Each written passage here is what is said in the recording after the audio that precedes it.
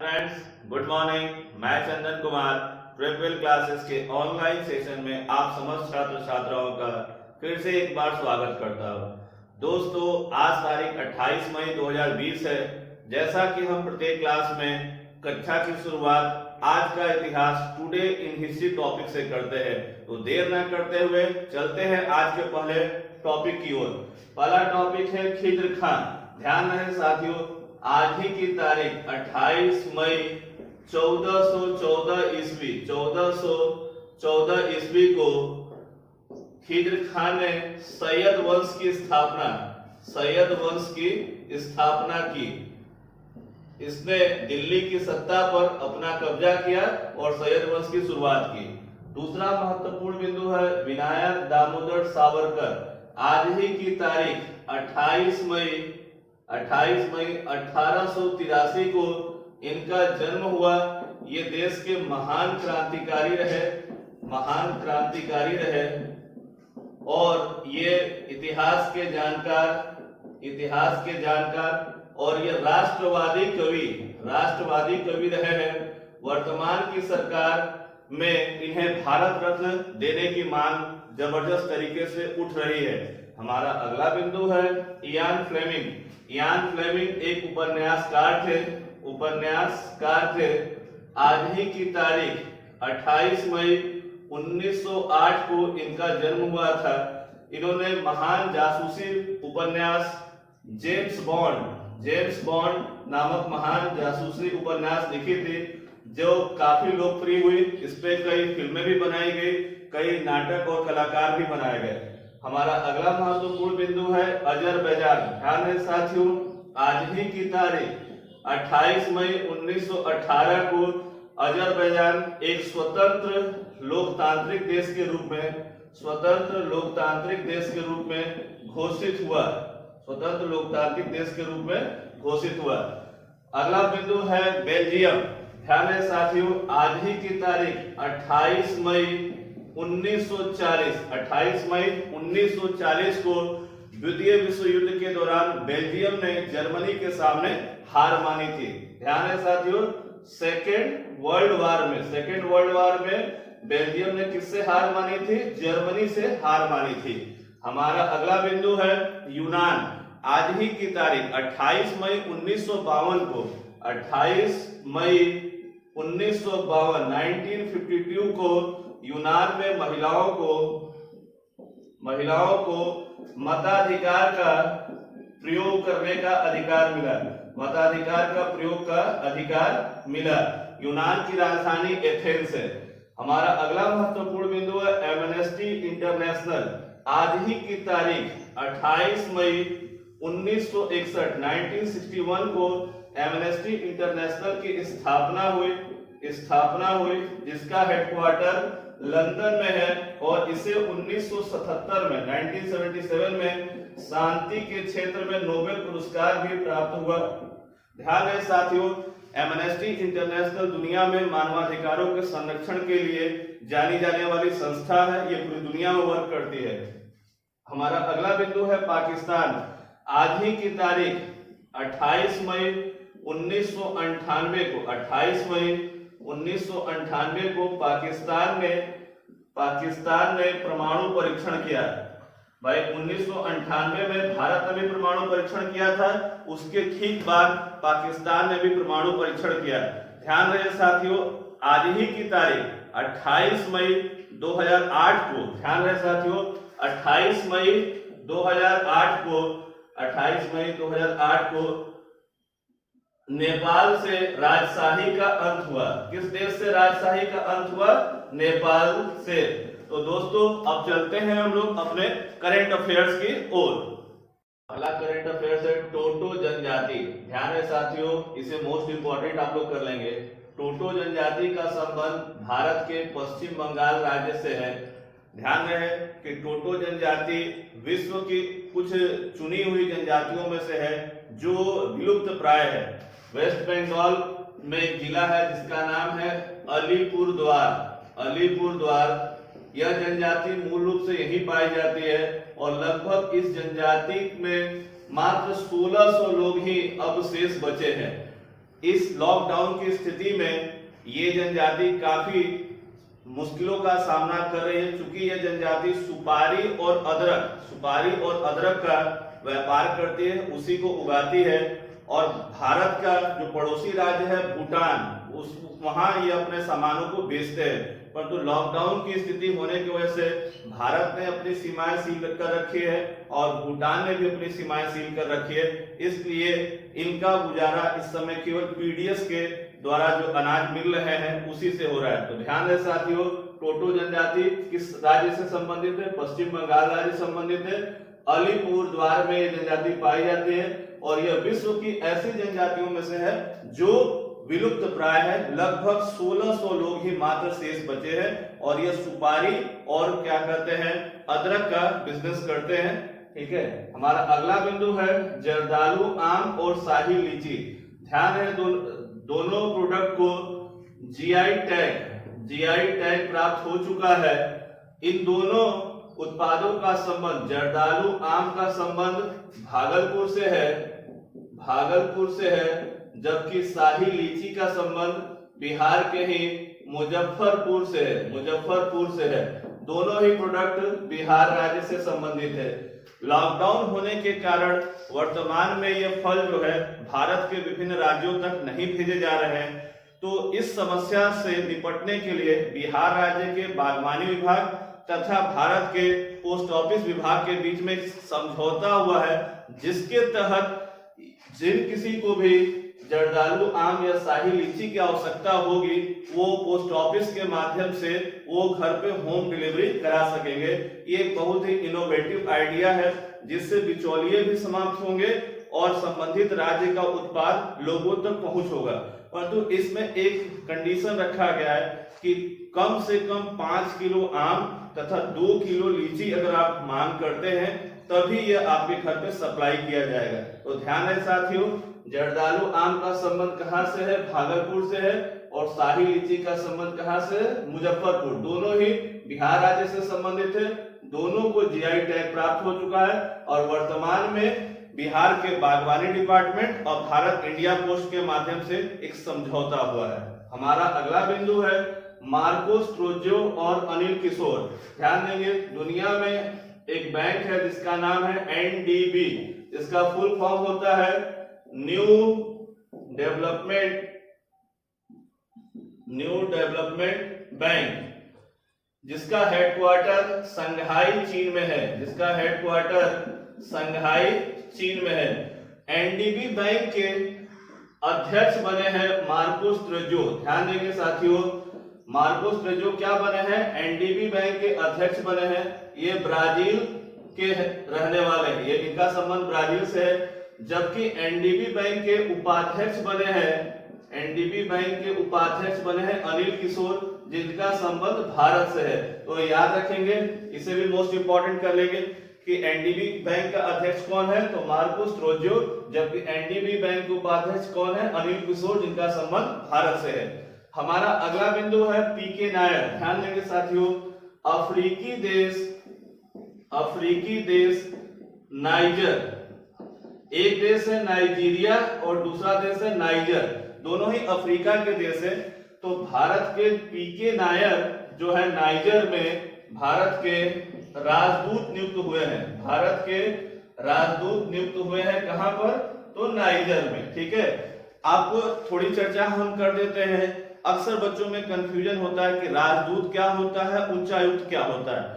जो देश Commonwealth nation है, जो राष्ट्रमंडल के सदस्य राष्ट्र हैं, वहां पर जब भारतीय व्यक्तियों की नियुक्ति होती है तो उन्हें हम हाई कमिश्नर कहते हैं। और जो देश कॉमनवेल्थ के सदस्य नहीं है वहां पर राजदूत मतलब एम्बेसडर की नियुक्ति होती है।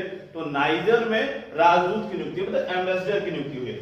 हमारा अगला बिंदु है झीरम श्रद्धांजलि। ध्यान रहे साथियों, यह 25 मई को छत्तीसगढ़ राज्य में आयोजित हुआ। वर्ष 2013 में 25 मई को एक नक्सली हमले में कांग्रेस के सदस्य और कई बड़े नेताओं की नक्सलियों ने हत्या कर दी थी।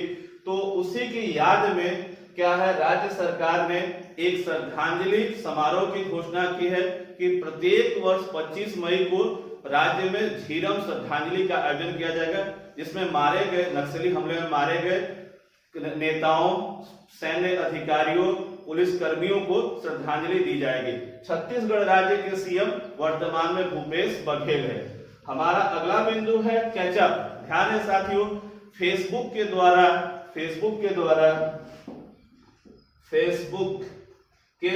एक कॉलिंग ऐप लॉन्च किया गया है, जिसका नाम है कैचअप। इसमें 8 लोगों का एक ग्रुप होगा जो फैमिली से संबंधित या जो भी है, उससे आपस में एक दूसरे से डायरेक्ट वीडियो के माध्यम से बात हो सकेगी। तो कैचअप किसने लॉन्च किया है? फेसबुक ने।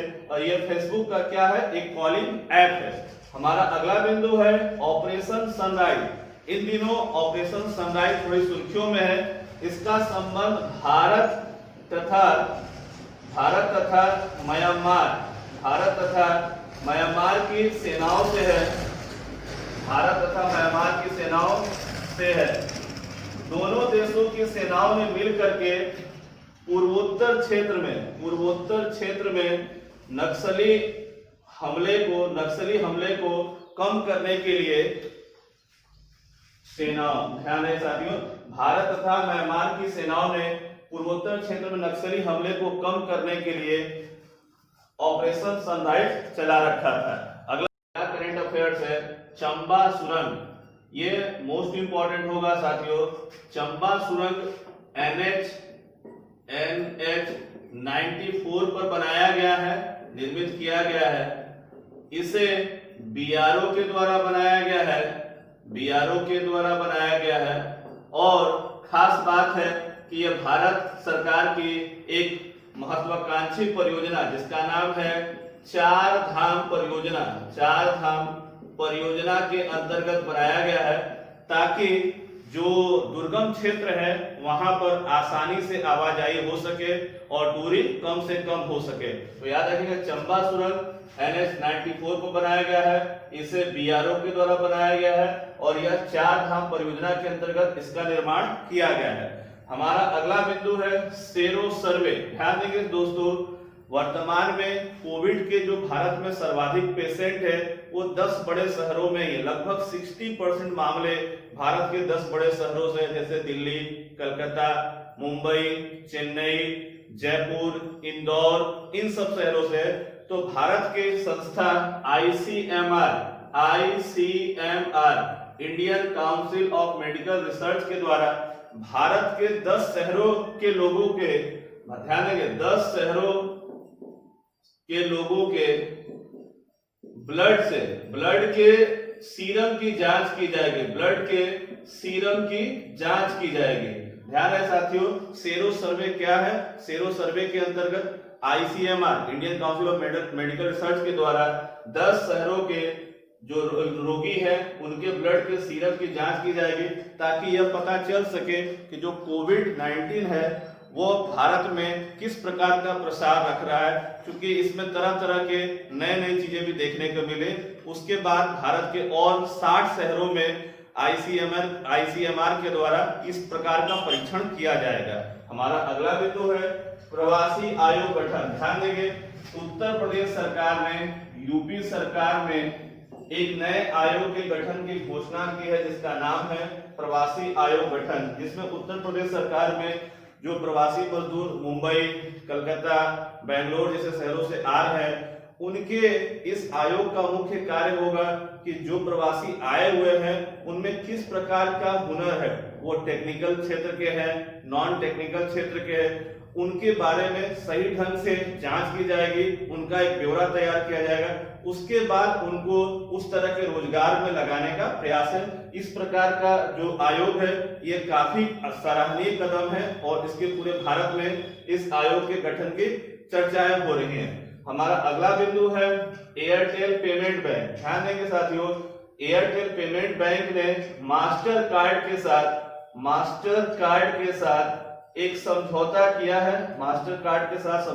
है। इस समझौते के अंतर्गत किसानों, छोटे दुकानदारों और छोटे व्यवसायियों के सामानों को आसानी से लोगों तक पहुंचाने और उन्हें वित्तीय मदद के लिए एयरटेल पेमेंट बैंक और मास्टर कार्ड ने आपस में क्या किया है, एक समझौता किया है। समझौता किया है जिससे किसको लाभ होगा, किसानों और छोटे उद्योगों के कर्मचारियों और लोगों को। हमारा अगला बिंदु है पाकिस्तान। ध्यान है साथियों, पूरा लगभग 185 ऐसे देश है जो कोविड-19 से पीड़ित है। अभी यूरोप का एक देश है जिसका नाम है स्लोवेनिया, वो दुनिया का पहला ऐसा देश है जो कोविड-19 से मुक्त घोषित किया गया है। उसी तरह से भारत में एक राज्य है जो केंद्र शासित प्रदेश है जिसका नाम है लक्षद्वीप, वो भी कोविड-19 से मुक्त है। पर पाकिस्तान भी कोविड से पूरी तरह से परेशान है, कई लोगों की मृत्यु हो गई है, लगातार कोविड का प्रसार बढ़ता चला जा रहा है। अमेरिका ने एक मानवीय पहल के तहत पाकिस्तान को 60 लाख US$, कितना भाई, 60 लाख US$ की मदद की घोषणा की है। किसने घोषणा की है, यूएसए ने मदद की घोषणा की है। और यह मदद केवल और केवल कोविड-19 से लड़ने के लिए होगा, कोविड-19 से लड़ने के लिए होगा। क्योंकि अक्सर देखा गया है कि पाकिस्तान तरह तरह की वित्तीय सहायता प्राप्त कर उनका इस्तेमाल जो है वो आतंकवादी गतिविधियों पे करने लगता है। इसलिए अमेरिका ने कड़े लफ्जों में कहा है कि यह एक मानवीय सहायता है जिसका इस्तेमाल केवल और केवल कोविड-19 के लिए किया जाना चाहिए। हाल के दिनों में अमेरिका और चीन के बीच में व्यापारिक रिश्ते काफी दिक्कत में चल रहे हैं। अभी हाल ही में अमेरिका ने ओपन स्काईज ट्रीटी से भी अपने आप को बाहर कर लिया, जो 35 राष्ट्रों का एक संगठन था। रूस पे उसने आरोप लगाया कि ओपन स्काईज ट्रीटीज का वो सही ढंग से पालन नहीं। उसके साथ ही अमेरिका ने हाल ही में चीन की कंपनियों को अपने यहाँ के शेयर सूचकांक से डिलिस्ट करने की भी योजना चला रखी है। हमारा अगला बिंदु है ज्योति कुमार। कोविड-19 के दौर में तरह तरह के लोग, तरह तरह के काफी प्रसिद्ध हो रहे हैं। उसी बीच में भारत की एक लड़की है जिसका नाम है ज्योति कुमार, ज्योति कुमारी। यह इसके पिता दरभंगा से संबंधित है और ये गुरुग्राम में काम करती। इस लड़की ने गुरुग्राम से लेकर के दरभंगा तक अपने बीमार पिता को साइकिल पर बिठा करके वो लेकर के 7 दिनों में आई है। इसको इसी वजह से ज्योति कुमारी काफी चर्चा में है। और ज्योति कुमारी की इवांका ट्रंप जो डोनाल्ड ट्रंप की बेटी है, उन्होंने भी इनका काफी प्रोत्साहन किया है। और हमारे देश के साइकिल फेडरेशन ने भी कहा है कि कोविड-19 समाप्त होने के बाद ज्योति कुमारी की जांच की जाएगी। अगर उनमें कुछ विशेष लक्षण है तो उनको साइकिलिंग के क्षेत्र में क्या है, बढ़ावा दिया जाएगा। हमारा अगला बिंदु है स्क्वाड्रन 18। ध्यान देंगे, इसे पुनः शुरू करने की घोषणा की गई है, पुनः शुरू करने की घोषणा की गई है। और इसमें भारत के तेजस जो हल्के लड़ाकू विमान है उसे शामिल करने की घोषणा की गई है। यह जो स्क्वाड्रन 80 है एक दल है जो निगरानी करता है। उसमें भारत सरकार ने स्वदेश में निर्मित तेजस, जिसको हिंदुस्तान एरोनॉटिक्स लिमिटेड द्वारा बनाया गया है, उसको इस स्क्वाड्रन 80 में शामिल करने की घोषणा की गई है। दोस्तों, आपको अगर हमारा वीडियो अच्छा लगता हो तो इसे शेयर करें, सब्सक्राइब करें, लाइक करें और बेल आइकन का बटन दबाना ना भूलें। नमस्कार दोस्तों, धन्यवाद।